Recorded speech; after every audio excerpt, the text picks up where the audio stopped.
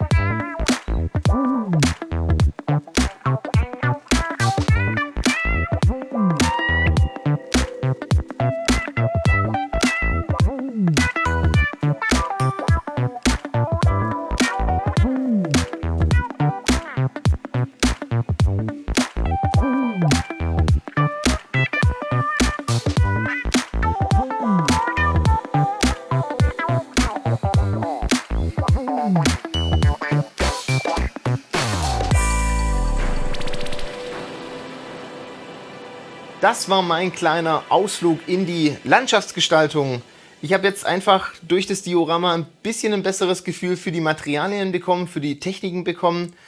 Mir ist zum Beispiel aufgefallen, dass dieses dunkle Grün hier fast ein bisschen zu kräftig, zu dunkel wirkt. Also da möchte ich vielleicht eher ins Gegenteil mal arbeiten mit dem hellen Grün und eher einem gelblicheren Ton.